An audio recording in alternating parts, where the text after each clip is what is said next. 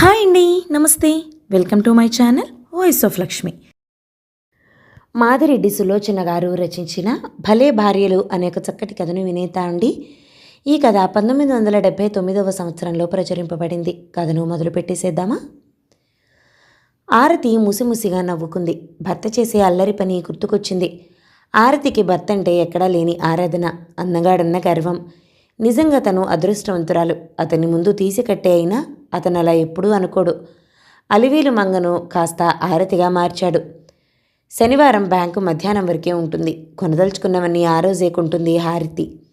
ఆ రోజు లక్ష్మి, ఆరతి కలిపి డయాల్స్కు వెళ్ళి మంచి ప్యాంట్లు కొనాలనుకున్నారు భర్తలకు. ఇద్దరూ వెళ్లారు. ముక్కుపొడవు రంగు ప్యాంట్లు చూశారు. మా ఆయనది మంచి రంగు లక్ష్మి, ఆయనకి ముక్కుపొడవు రంగు ప్యాంటు బాగుంటుంది.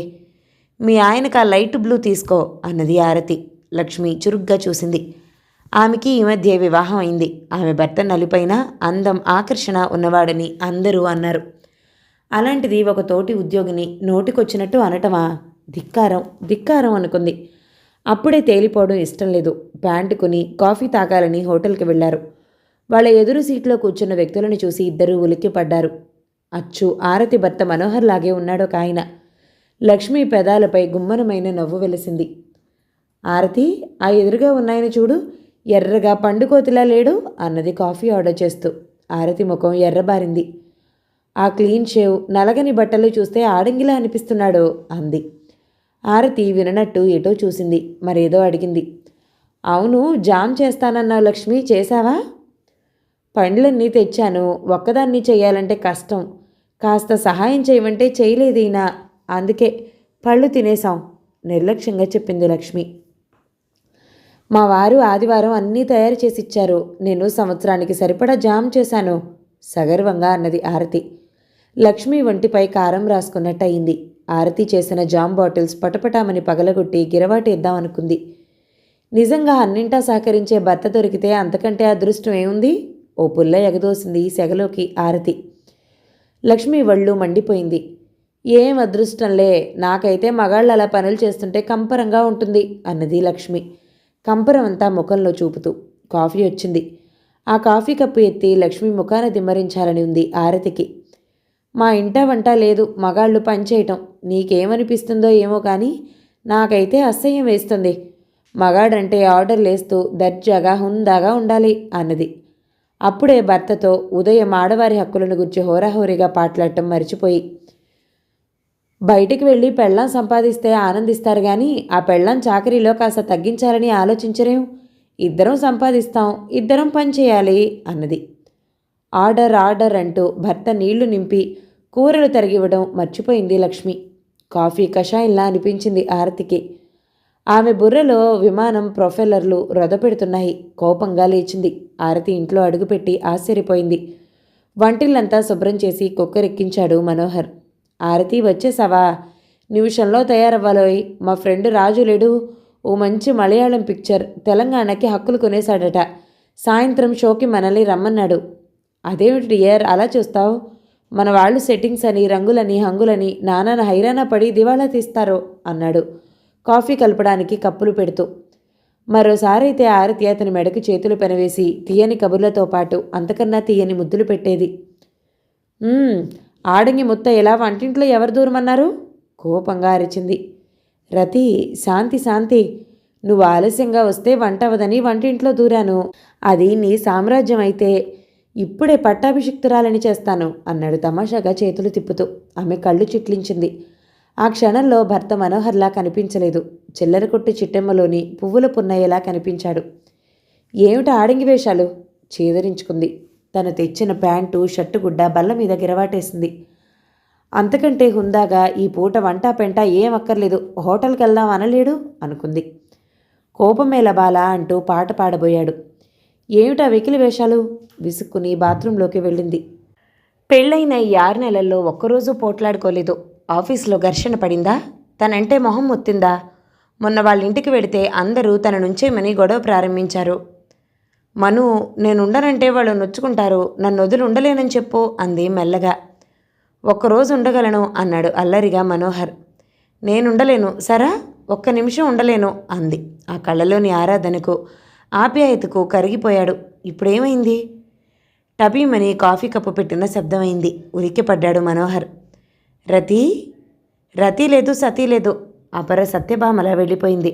మనోహర్ కాఫీ తాగినా భార్య అలకకు కారణం తెలుసుకోలేకపోయాడు. నెమ్మదిగా ఆమెను సమీపించాడు. రతి, ఏదైనా పొరపాటు జరిగితే ఇది అని చెప్పు, సరిదిద్దుకుంటాను. కోపాలు తాపాలంటే నాకు గిట్టవు. నున్నగా తయారయ్యి ఆడపిల్లలా తిరగడం అంటేనే గిడుతుందా అని అడగబోయి అతని కళ్ళలోని ఆరాధనాభావానికి కరిగిపోయింది. వెంటనే అనుకుంది, ధీమాగా నిలదీసి అడగడేం అని. పొరపాటు గ్రహపాటు ఏమీ లేదు, నాకిష్టం లేదా సినిమా అంది. అతనికి ఈసారి కోపం వచ్చింది. బట్టలు మార్చుకుని తనే వెళ్ళిపోయాడు. మంచి సెక్సీ పిక్చర్ ఏమో హుషారుగా వచ్చాడు. తలుపు తీసి తల తిప్పుకుంది ఆరతి. ఈ తిరకాసు అర్థం కాలేదు. చిరునవ్వు లేదు, మధురహాసం లేదు, మామూళ్ళు లేవు. రతి మృదువుగా మెత్తగా పిలిచాడు. నిజంగా రతీదేవిలా ఉంది ఆరతి. ఆడంగిగా నంగిగా మాట్లాడకపోతే కాస్త గంభీరంగా మాట్లాడలేరు అంది కోపంగా. నున్నగా దువ్విన అతని క్రాఫు బరబరా పీకేయాలని ఉంది. ఆ మాటలు అతని అణువణువును చీల్చాయి. ఉరకలు వేసే ఉత్సాహం చల్లారిపోయింది. అతను వెళ్ళి బట్టలు మార్చుకుని పడుకున్నాడు. ఎంతో అందంగా గడపాలని కొబ్బరి తిని చురుకుగా మార్చిన మలయాళీ బుర్రలను అభినందించుకుంటూ వచ్చి అధపాతాళానికి దిగజారిపోయాడు. 2 రోజులు గడిచిన పరిస్థితిలో మార్పేమీ లేదు. అదిలింపులు విదిలింపుల కంటే ఆరతి చూపులు భరించలేకుండా ఉన్నాడు. ఆఫీసులో ఏమైనా చికాకులున్నాయేమో కనుక్కుందామని లక్ష్మి ఇంటికి వెళ్ళాడు మనోహర్. లక్ష్మి భర్త మాటలు విని టక్కున ఆగిపోయాడు మనోహర్. పాపం, అంత మాట అనుండాల్సిందే కాదు లక్ష్మి, ఒకసారి వెళ్దాం పదా. పెద్ద ఫోజు. మా ఆయన అందం అంటూ మొదలు పెడుతుంది. మా ఆయన పనులు చేస్తాడు అంటూ గొప్పలు చెప్తుంది. అందుకే ఆడంగి అని అవమానించాను.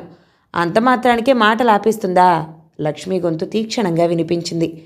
స్థాణువులా నిలబడ్డ మనోహర్కు మెల్లమెల్లగా అంతా అర్థమైంది. మెల్లిగా ఇల్లు చేరాడు.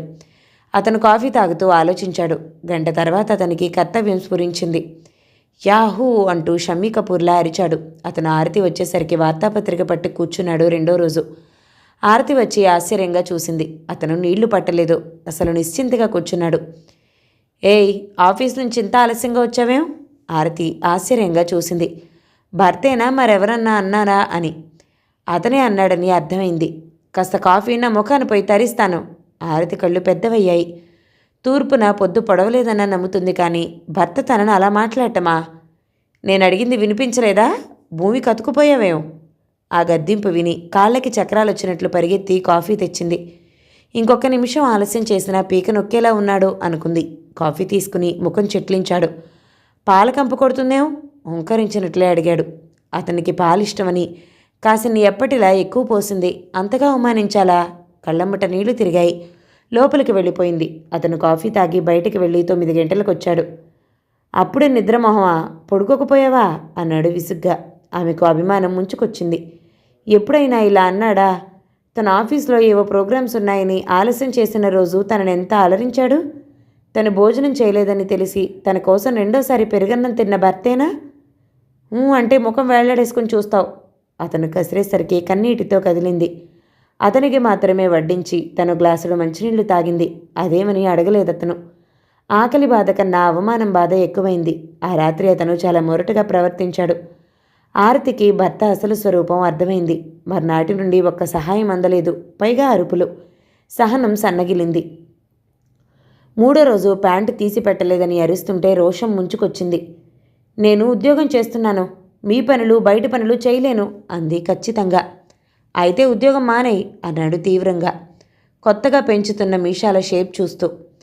ఉద్యోగం చేస్తుండగానే ఇంత మాత్రం ఆదరిస్తున్నావు, అది లేని నాడు నా ముఖం చూడవు. ఓహో, ఉద్యోగంతోనే నీ ముఖం అందంగా ఉందా? వెటకారం చేశాడు. వారం రోజుల్లో బాగా నీరసపడిపోయింది. అన్నం సరిగా దిగటం లేదు. భర్త ఆప్యాయత ఆదరణ లేదు. పని ఎక్కువైంది. ఒక్కొక్క మధురఘట్టం తలుచుకుని కుమిలిపోతుంది ఆరతి. ఆ రోజు ఉదయం భర్తతో ఘర్షణ పడి భోజనం చేయకుండా బ్యాంకుకు వెళ్ళింది. అక్కడ కళ్ళు తిరిగి పడిపోయింది. లక్ష్మి కంగారుగా ఆటో రిక్షాలో ఇంటికి వచ్చింది. మనోహర్ ఆఫీస్కి ఫోన్ చేసింది పక్కింటి నుండి. వద్దు లక్ష్మి, ఫోన్ చేయొద్దు, ఆయన మారిపోయారు, రారు అంది ఏడుస్తూ. పిచ్చిగా మాట్లాడుకో, మనోహర్ గారి హృదయం రూపంలాగే అందమైంది అంది లక్ష్మి. ఆరతి తన నీరసం మర్చిపోయి చిత్రంగా చూసింది. ఇది నిజమా అన్నట్టు. లక్ష్మి నాలుకకు నరం లేదు అనుకుంది పదే పదే. మనోహర్ డాక్టర్ని వెంటబెట్టుకుని వచ్చాడు. డాక్టర్ పరీక్ష చేసి ఆమెను కొన్ని ప్రశ్నలు అడిగి నవ్వాడు. నేను అక్కడే చెప్పాను, నా అనుమానమే నిజమైంది. మీ ఆవిడకి 3వ నెల. ఇదిగో ఈ మందులు తీసుకురా. చీటీ ఇచ్చి అతను వెళ్ళిపోయాడు.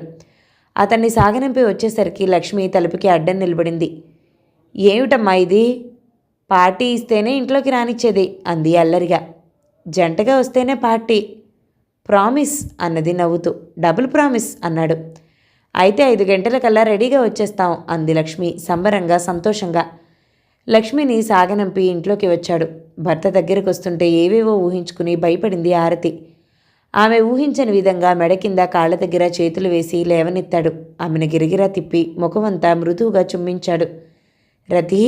ఆ పిలుపుకి కరిగిపోయింది ఆరతి. జవాబుగా వెక్కి వెక్కి ఏడ్చింది. ఉధృతంగా వచ్చిన దుఃఖాన్ని ఆపుకోలేకపోయింది. రతి! ఏయ్ ఇటు చూడు. నిజంగా నీపై అరిచాననుకున్నావా? అతని మృదుత్వం చూశాక ఆమెకు ధైర్యం వచ్చింది. ఆమెకు తన ప్రవర్తన గుర్తుకొచ్చింది. అతను ఆమె కళ్ళొత్తాడు. నేను ఆడంగి అన్నానని కదూ అలా ఏడిపించారు అంది వెక్కిళ్ళ మధ్య నవ్వుతూ. ఎవరో ఏమో అంటే అలా విదిలించి పారేస్తావా? సారీ మను. అనకూడదేమో. సారీ అండి అంది నిశ్చింతగా.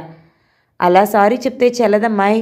ఇద్దరూ తన్మయావస్థలో ఉండిపోయారు. అది మధ్యాహ్నమని, ఆఫీస్ వదిలి వచ్చానని మర్చిపోయాడు. వాళ్ళ కళ్లకు అంతా మిథ్య, తామిద్దరే సత్యం అన్నట్టుగా ఉంది. తలుపు బాదిన చప్పుడు విని తమ స్వర్గం నుండి బయటపడి తలుపు తీశాడు మనోహర్. మీరింకా రెడీ కాలేదా? లక్ష్మి ఆశ్చర్యంగా అడిగింది. ఓ సారీ లక్ష్మి, 5 నిమిషాల్లో వెళదాం. రండి రావుగారు కంగారుగా ఆహ్వానించాడు లక్ష్మి భర్తను. ఆరతి గదిలో తయారవుతుంది. మనోహర్ బూట్లు వేసుకుంటూ గదిలో నుండి వచ్చే కిలకిలాలు విన్నాడు. అబ్బా లక్ష్మి! ఆయన అలా పిలుస్తుంటే దాదాపు తనకు భర్తకు జరిగిన శృంగార ఘట్టం వర్ణిస్తుంది ఆరతి. ఇంకా అంతా చెప్పించుకోవాలన్న కుతూహలంతో అలానా అంటూ మైమర్చిపోయింది లక్ష్మి. ఒళ్ళు మండిపోయింది మనోహర్కు. ఎదురుగా రావుగారున్నారని మర్చిపోయాడు. చచ్చా ఏం భార్యలు అన్నాడు కోపంగా. భలే భార్యలు నవ్వాడు రావు అంతా అర్థమైనట్టు. పదండి పదండి, ఆలస్యమైంది. ఆడవాళ్లకంటే ఎక్కువ అలంకారాలు అంటూ వచ్చింది ఆరతి. నలుగురు బయలుదేరారు. ఉత్సాహానికి మారుపేరుగా, ఉడుకు రక్తానికి నిర్వచనంగా. కథ సమాప్తం. ఈ కథ కనుక మీకు నచ్చినట్లయితే లైక్ చేయండి, షేర్ చేయండి, మంచి కామెంట్ చేయండి. మన ఛానల్ని తప్పకుండా సబ్స్క్రైబ్ చేయండి. మరో మంచి కథతో మళ్ళీ కలుద్దాం. అంతవరకు సెలవు మరి. Thank you so much for watching. నమస్తే.